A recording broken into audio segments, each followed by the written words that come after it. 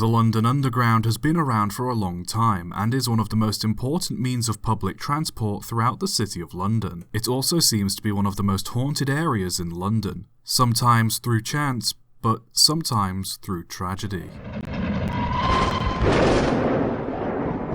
During the Second World War, many of London's underground stations were used as air raid shelters throughout the Blitz. They were deep underground, spacious enough to accommodate hundreds of people, and the tunnels could be used as emergency exits in the event the entrance was blocked off by rubble. On the 3rd of March 1943, 500 people were already taking shelter in Bethnal Green Station when at 9 p.m. the air raid sirens sounded. Authorities were directing local residents to the station to take cover. More than 1,500 people went to Bethnal Green to seek shelter. This wasn't a problem, as the station had 5,000 bunks and was capable of sheltering up to 7,000 people if needed. What was an issue was the sudden influx of people and the rain. As everyone was making their way down the steps into the station, an anti-aircraft rocket was fired, making a distinct whistling sound. With sirens going off and planes overhead, people panicked thinking it was a dropping bomb and tried to rush into the station. The rain, however, made the stairs wet and slippery. All it took was one person to trip over. The person behind them was pushed into them, causing them to slip too. It was a domino effect of people falling down the stairs and piling on top of each other, but the pile kept on growing as people were pushed into the station by others outside trying to escape the danger.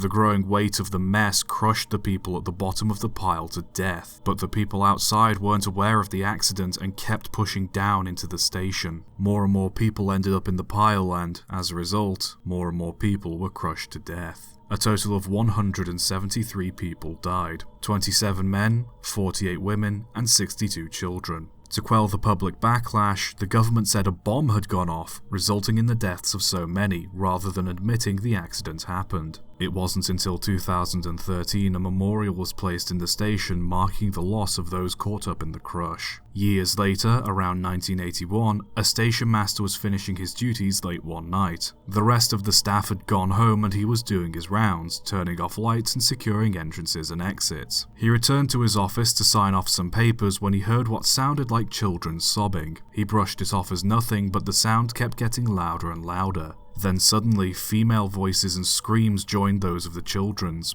The sound became louder and more frantic, lasting almost 15 minutes until the station master panicked and ran to the booking hallway to escape the noise. Many other staff working at the station have also reported hearing the dreadful sounds of women and children screaming for their lives echoing throughout the station on late, lonely nights. I think the message to take away from this is to always keep your cool, watch your step, and be careful when you're in a rush, because you certainly don't want to be at the bottom of the pile.